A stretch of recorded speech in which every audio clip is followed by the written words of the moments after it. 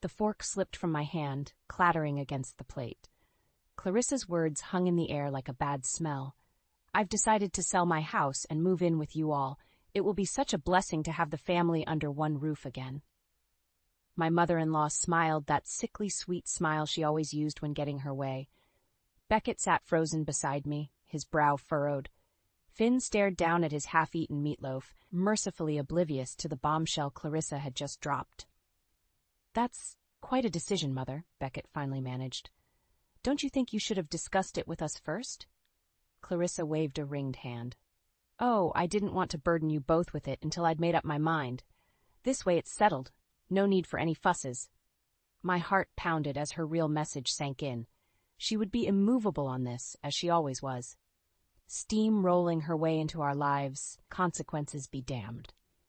"I appreciate your, consideration," I said carefully.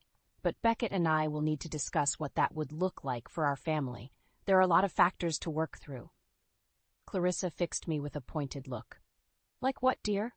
"I'll have my own space, so no inconvenience on your end. I simply want to be closer to my grandchild and spend my twilight years surrounded by loved ones. Surely you can't object to that?" The subtle condescension dripped from her tone. The implication that I would deprive her of family, of Finn, if I objected. Classic manipulation. "Mom," Beckett ran a hand over his face, "we can't make this decision right now at the dinner table." "Well, I don't see why not," Clarissa said airily. "I think we'd all sleep better with this settled, don't you?" She turned to Finn, her eyes going misty. "You'd love having your dear old grandma around every day, wouldn't you, sweetheart?" Finn looked up, puzzled.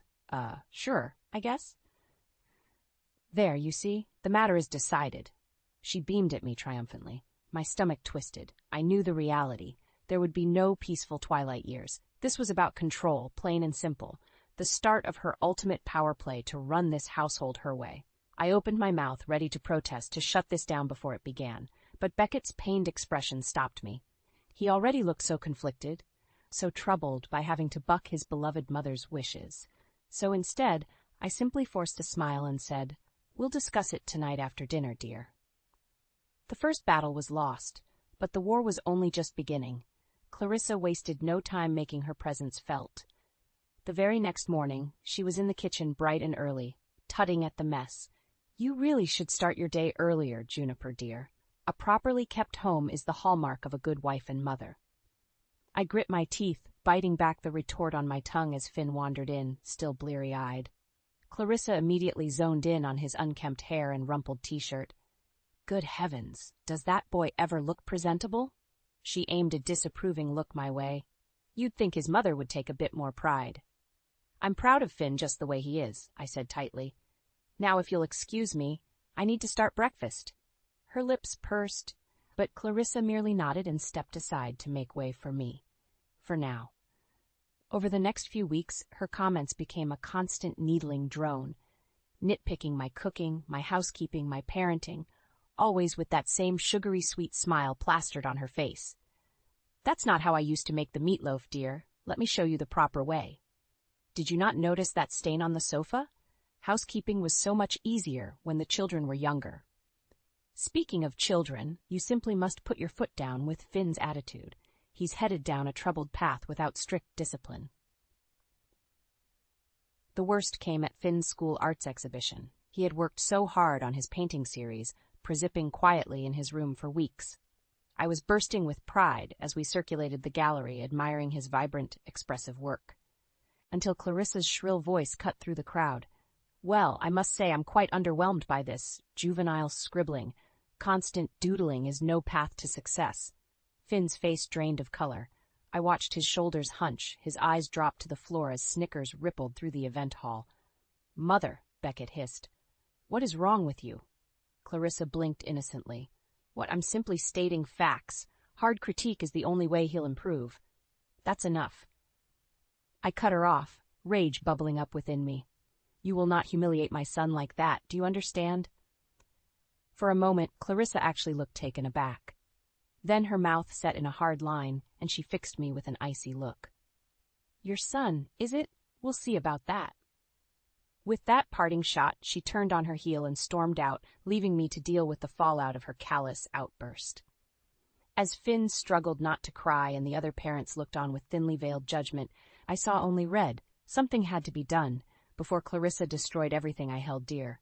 The air was thick with tension when we got home that night.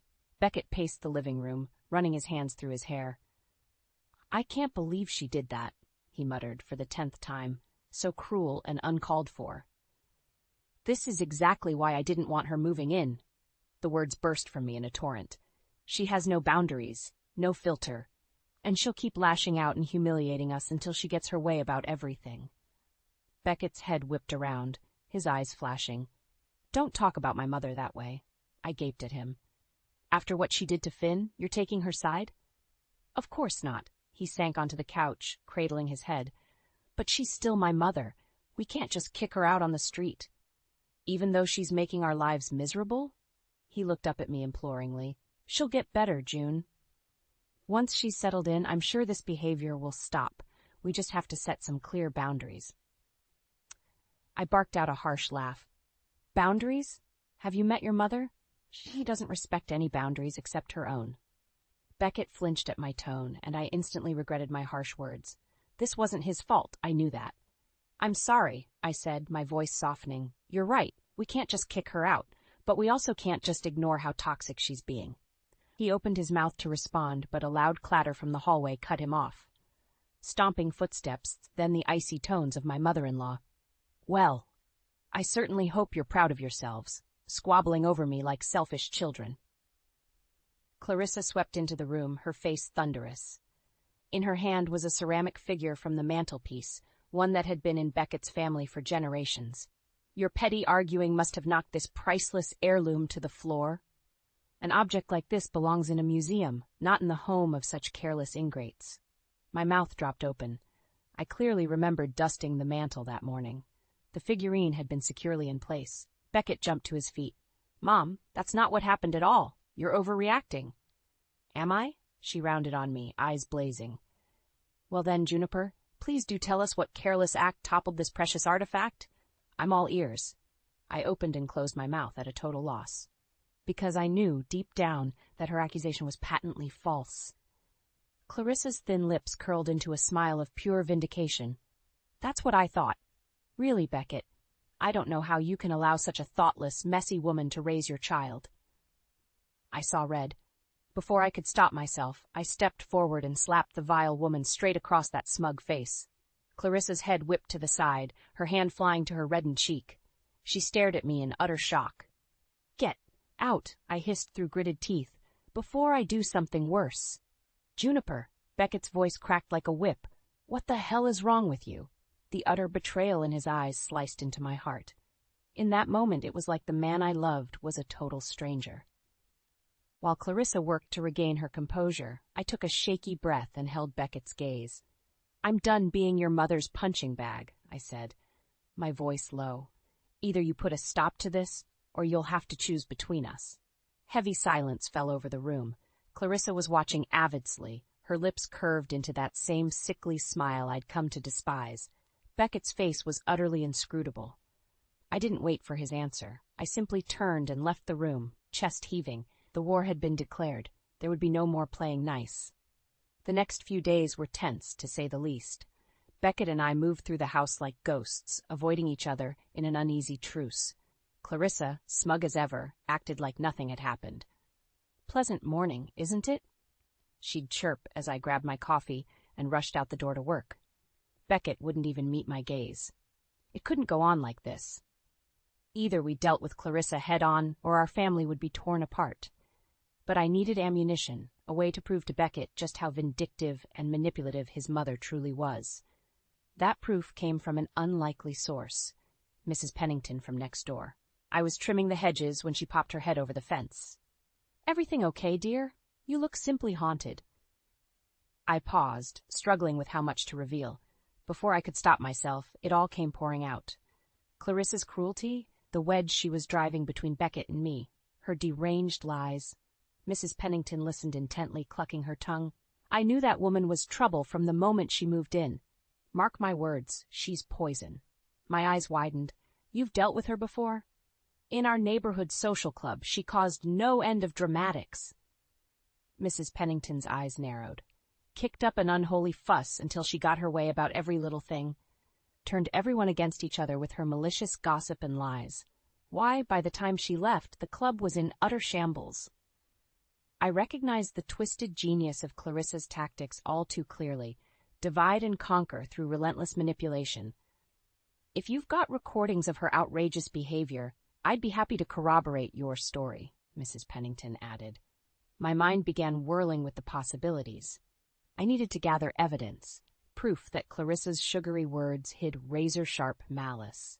That night, I dug out my old voice recorder and installed it in the living room, hitting record before the three of us sat down for an evening chat.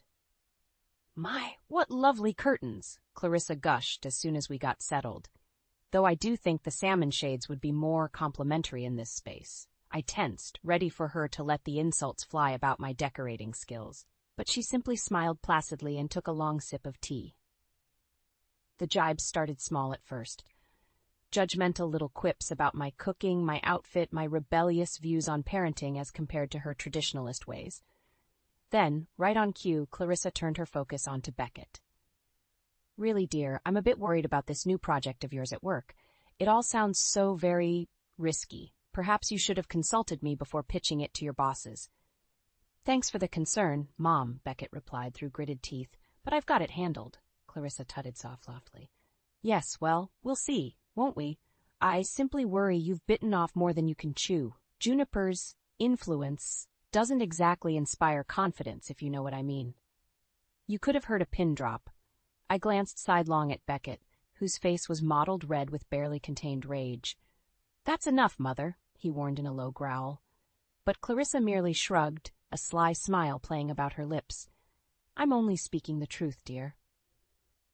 Hours of recordings like these followed over the next few weeks, each one making my heart pound harder, my anger towards this vile woman growing. By the time I gathered the evidence and Mrs. Pennington's testimony, I was ready to unleash the full force of Clarissa's own depraved behavior right back at her. No more playing games. This ended now. I waited until Beckett was out running errands with Finn before calling Clarissa into the living room. She glided in, taking a seat with her usual breezy arrogance. What can I do for you, dear? Finally ready to accept my advice on redecorating this drab space? I took a deep breath to steady my nerves. Cut the act, Clarissa. I'm done playing games. Her eyes narrowed, but the smirk didn't leave her lips. Whatever do you mean? Instead of answering, I simply pressed play on the voice recorder. Her own shrill tones filled the room, spitting vicious remarks about Beckett's incompetence, insults about my failings as a wife and mother, nasty gossip designed to turn us against each other. Clarissa's face remained impassive as the recordings played, but I could see the muscle twitching in her jaw. When the litany of cruelty finally ended, she gave a simpering shrug. So I've made a few offhanded comments here and there. I was only trying to help guide you, make suggestions for your family's well-being. Don't insult my intelligence, I snapped. These were calculated attacks, meant to undermine me and drive a wedge between Beckett and me. Your little dominance games. Those beady eyes glinted with something like respect. Very perceptive of you, Juniper, though I'd have thought my motivations would be obvious from the start. I surged to my feet, fists clenched at my sides. Why, Clarissa? Why are you so hell-bent on destroying my family? She rose as well, lips curling into an oily smile. Because this was never about your family, you silly girl. It's about power, ensuring I have final say over everything in my twilight years. And you were the only one standing in my way. A chill ran down my spine, but I held her gaze steadily. Well, your little gambit stops right now. I'm done letting you manipulate and debase us. Oh? One sculpted eyebrow arched delicately. And just what are your terms for that, pray tell? I took a step closer, my voice low and menacing. You're going to leave. Get out of our lives and never contact us again. In return, I'll give you enough money to pay off your little debt problem, shall we say? Clarissa's mask slipped for just an instant, shock flitting across her features before the stony disdain returned. I allowed myself a grim smile. It seemed my snooping had paid off. Well, you've certainly been a busy little thing, haven't you? Her lip curled. though I have to wonder what my darling son will think about your strong-arming tactics. He'll think whatever he wants, I said coolly, but he'll have proof of exactly the kind of manipulative snake you are first. Our eyes bored into each other, a silent battle of wills stretching between us.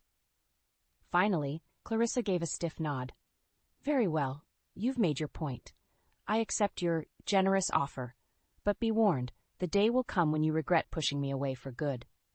The threat could have chilled my blood, but all I felt in that moment was an immense sense of relief. At long last, this nightmare would be over.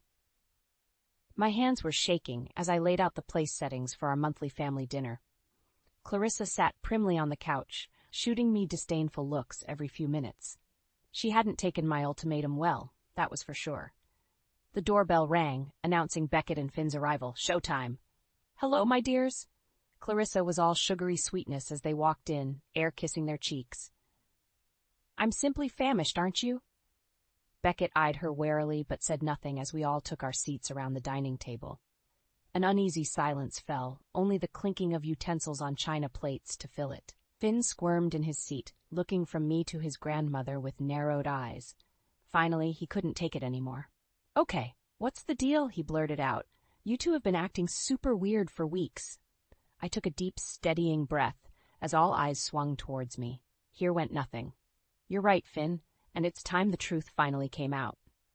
Clarissa snorted delicately. I beg your pardon? What bizarre melodrama is this now?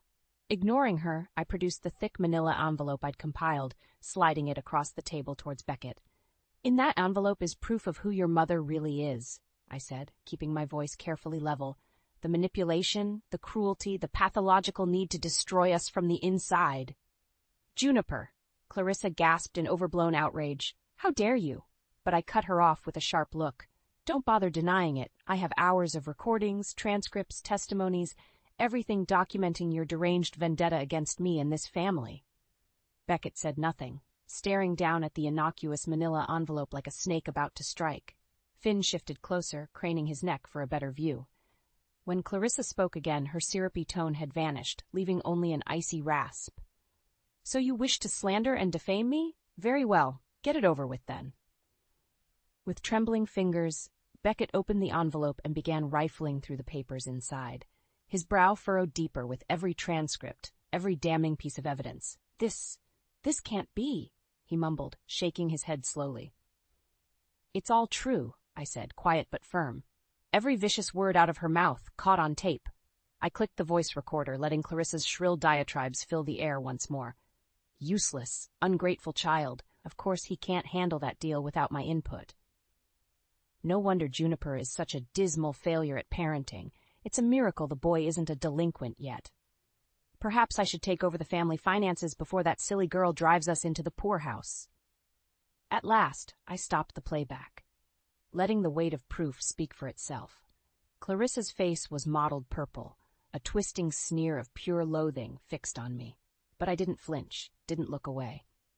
The silence stretched out agonizingly until finally, Beckett looked up at his mother. There were tears in his eyes. Mom, how could you? His voice broke on the last word. Clarissa actually laughed then, a harsh, barking sound. Don't play the wounded innocent with me. I was simply doing what was necessary to protect this family from ruin. By sabotaging us every chance you got, I couldn't stop myself from interjecting. By turning everyone against each other, that's what was necessary? Of course it was. Clarissa was on her feet now, shoulders heaving with rage. I could see quite clearly how incompetent you both are.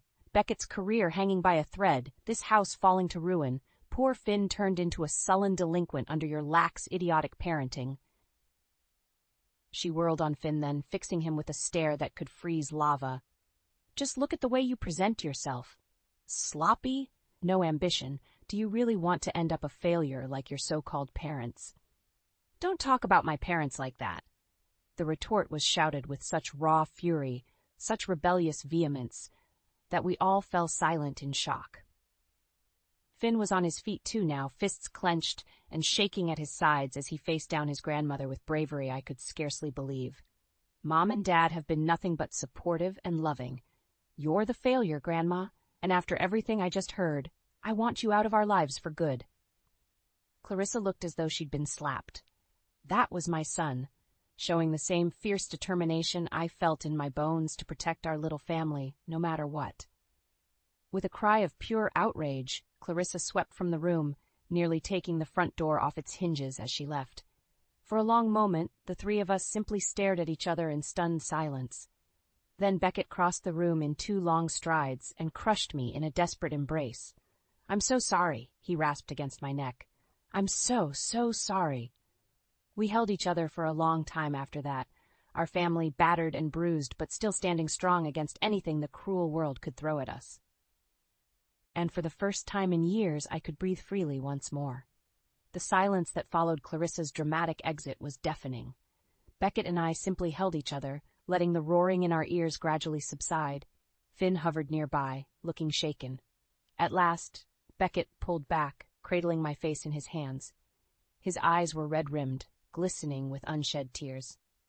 "June, I don't know what to say. How could I have been so blind?" I covered his hands with my own, giving them a reassuring squeeze. "She's a master manipulator, Bex. She knows exactly what strings to pull." He shook his head slowly. "But you tried to warn me, over and over, and I just dismissed you, took her side every time." A muscle ticked in his jaw as his voice dropped to a hoarse whisper. "Some husband and father I turned out to be." "Hey," I pecked him gently on the lips. "We can't change the past, but we did what was needed to protect our family. That's what matters." "She's right, Dad." Finn stepped forward, his usually sullen expression giving way to something solemn and resolved. "You guys fought for us, for our family unit. That's what real parents do. They put their kids first, no matter what sick crap gets thrown at them." He looked down, scuffing at the hardwood with his sneaker toe. I'm sorry, I haven't really appreciated that, or noticed how much you've both sacrificed while that evil witch was making all your lives hell." Beckett pulled Finn into a fierce hug, holding him tightly. I felt the moisture prick at my own eyes watching them, my 2 favorite people, survivors of the worst betrayal. "No more apologies," Beckett said gruffly. "We're a team again now, the 3 of us.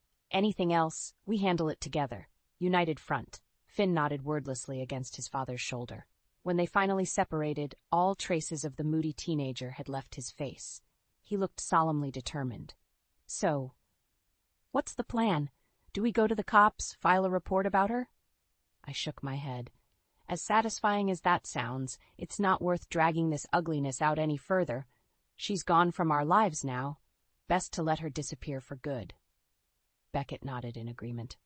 "There is one last loose end to tie up, though." He withdrew a check from his shirt pocket, holding it out to me with a rueful smile. "Your settlement fee for getting rid of dear old Mom. Seems like you've got a real head for this revenge scheme stuff." I rolled my eyes, but couldn't stop the grin from spreading across my face as I took the check. "Please, it was a piece of cake compared to the drama of getting you 2 geniuses to do your homework every night." Finn snorted, some of his old teenage snark returning. I relished the sound, so familiar and comforting after the nightmare we'd endured. Later that evening, I made the inevitable call to Clarissa. She answered on the 3rd ring, her tone as cutting as I expected. "Well, you've had your fun, exposed me as a villain for the storybooks. Are you quite satisfied?" I nearly bit my tongue, forcibly restraining the caustic retort. No more vicious back and forths. It was time to break this cycle forever. "I'm wiring you the money to cover your debts and get back on your feet, Clarissa. Use it well, live your life however you want from now on." I paused, taking a deep breath. "Just never contact us again, or there will be consequences." For a moment I thought she might try to argue, to manipulate her way back into our lives as she'd always done. But finally she gave a stiff nod. "Very well. This chapter of our lives is over, it seems. Though I shudder to think of the dysfunction you'll raise my great-grandchildren in." The barb hit its mark, as did her parting laughter at my stunned silence. But instead of anger, I felt only pity for the miserable, petty woman. As I hung up the phone, I knew our family was truly free of her twisted games forever. Over the next few weeks and months, Beckett, Finn, and I went to therapy, both together and individually. We processed the emotional wounds Clarissa had inflicted, made a plan to rebuild our bonds of trust and open communication. It wasn't easy, not by any stretch. There were setbacks, conflicts that reopened old scars, But we persevered, drawing strength from each other. Slowly, steadily, the darkness lifted. Beckett and I rediscovered the passionate love that first drew us together. Finn's perpetual sulk faded as he opened up about his hurt and insecurities. We became an invincible unit once more. And as for me, I felt a profound sense of catharsis and triumph. I had been forced to fight for my family's very existence, and I'd won. No, we'd won. Because there was no victory without the three of us. Boldly staring down malice and emerging with our humanity, our unbreakable core, intact, that knowledge made every hardship worth it. My life's purpose achieved. The moving truck rumbled up Clarissa's driveway, an oversized metal beast hungrily awaiting its cargo. I watched from the sidelines, arms folded across my chest. Well, isn't this a heartwarming family farewell? Clarissa swept out of the front door, as elegantly poised as ever despite the circumstances. She zeroed in on me immediately, those hawk-like eyes glinting with residual malice. I must say, Juniper, I'm almost impressed. Scheming to kick your own mother-in-law out on the street. It's delightfully cutthroat of you. My jaw clenched, but I held my tongue. No more rising to her barbed taunts, ever again. Beckett emerged from the house then, Finn trailing behind with a sullen expression. He strode over to me, slipping a protective arm around my waist. That's enough, Mother. We had a deal. You take the money and resettle elsewhere. No more drama. Clarissa's thin lips compressed into a tight line, but she gave a stiff nod. Yes, of course. A deal is a deal, after all. Her gaze flicked towards Finn, who was determinedly avoiding her eyes. Though I do hope you'll allow me one last word with my grandson before I'm so tragically banished. The derisive sarcasm in her tone made my skin crawl, but Beckett simply shrugged. That's up to Finn. We're not going to force him. An uncomfortable silence fell. I could see the wheels turning in Clarissa's mind as she considered whether or not to push the issue. Thankfully, Finn made the choice for her. I don't have anything to say, he mumbled, finally meeting her stare with undisguised contempt. Not after everything you put this family through. For a fraction of a second, Clarissa's mask slipped, revealing the unholy rage boiling underneath. Then, just as quickly, the cool disdain returned. Very well. Can't say I'm surprised at such petulant disrespect given your subpar upbringing. One final jab before sweeping past us towards the idling moving truck. As the movers began efficiently loading up the last remnants of Clarissa's presence in our lives, Beckett turned to me with a small, sad smile. I know this was extreme, but you did what needed to be done for all of us. Thank you. I laced my fingers through his, giving his hand a soft squeeze. We're family, I said simply. Till the end. The journey ahead wouldn't be easy, I knew that. Old wounds ran deep, and there was bound to be more emotional fallout from Clarissa's torment to confront. But at least now it would be just the three of us, shoulder to shoulder. No malignant outside force driving us apart. Over the coming weeks and months, we slowly but surely put the painful pieces back together. Beckett and I attended joint counseling, relearning to openly communicate without fear of undermining from Clarissa. Finn started seeing a therapist, too, to work through the damage of having such a toxic influence in his life from an early age. There were setbacks, absolutely. Clarissa's cruel words would slither unbidden into my mind at random moments, filling me with impotent anger and hurt. Beckett admitted to still struggling with guilt over being so blind to her true nature for so long. And Finn? Well, he was a typical teenager, after all. His old sullen habits would creep back in without warning. But we took each challenge as it came, as a team. With Clarissa finally out of our lives for good, we were free to heal and reconnect on our own terms. The day I knew we'd truly put the past behind us came unexpectedly. One crisp autumn evening at the dinner table. There was no special occasion, nothing to mark the moment as significant. Beckett and I chatted about mundane things, work, errands, the new movie we wanted to see over the weekend. Finn sat across from us, chewing thoughtfully as he listened. Then, out of nowhere, he set down his fork and looked up at me with those same serious eyes that had first showed his backbone against Clarissa's manipulation. You know, I get it now. Why you fought so hard to get rid of Grandma. I paused, startled, sharing a glance with Beckett. We'd thought that painful chapter of our lives firmly closed. Finn scratched at the back of his neck, suddenly bashful. I mean, I always knew she was bad news in a general way. but seeing how far you went to protect us, risking everything, not just thinking of yourself. He shook his head slowly. That's what real parents do, you know? They'd go through anything for their kids, no matter what. My vision blurred with grateful tears as I reached across the table to grip Finn's hand. You've got that right, kiddo. No matter what. In that moment, I felt something profound shift inside me. The last lingering tendrils of anger and hurt over Clarissa's cruelty simply evaporated. Whatever resentment or bitterness had been weighing me down for so long just dispersed into the ether. As I looked around at my little family, my heart swelled with love. This was everything, the core truth that had kept me fighting through our darkest days.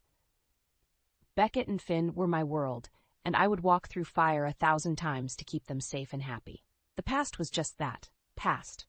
We had survived the worst betrayal and come out battered, but bonded and stronger than ever before. A new chapter was unfolding for us, one of healing and rediscovered joy. And this time I thought with a serene smile there would be no outside forces to disrupt our hard-earned peace. Just us, forging our own path forward as a united, radiant family.